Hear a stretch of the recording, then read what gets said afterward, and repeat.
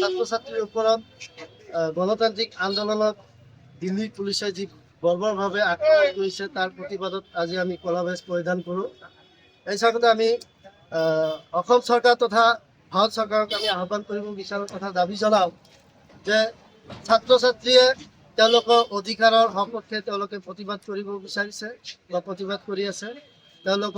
তেওঁলোকৰ যি দাবী সেই দাবীসমূহ অতি সোনকালে চৰকাৰক মানি লোৱাৰ কাৰণে আমি সদৌ অসম সংখ্যালঘু ছাত্ৰী ইউনিয়ন চমুকৈ আমচু তথা দক্ষিণ কামৰূপ জিলা আমচু সমষ্টিৰ ফালৰ পৰা আমি চৰকাৰ তথা প্ৰশাসনিক বিষয়ক আমি বিনম্ৰতাৰে অনুৰোধ কৰোঁ।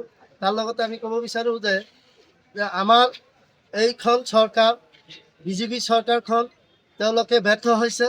তেওঁলোকে ছাত্ৰ ছাত্ৰীক নিৰাপত্তা দিব পৰা নাই। ছাত্ৰৰ ভৱিষ্যতক লৈ তেওঁলোকে হেতালি খেলা খেলি আছে। আজি যিসকল ছাত্ৰ ছাত্ৰীৰ লগত অন্যায় অত্যাচাৰ কৰিছে সেই ছাত্ৰ ছাত্ৰীৰ ভৱিষ্যতক দায়ী এইখন চৰকাৰেই হ'ব, সেয়া স্পষ্ট।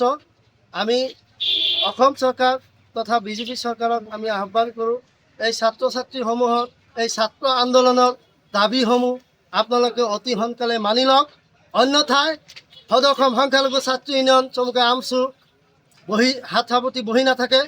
ইয়াতকৈ তীব্ৰতৰ আন্দোলন গঢ়ি তুলিবলৈ বাধ্য হ'ব।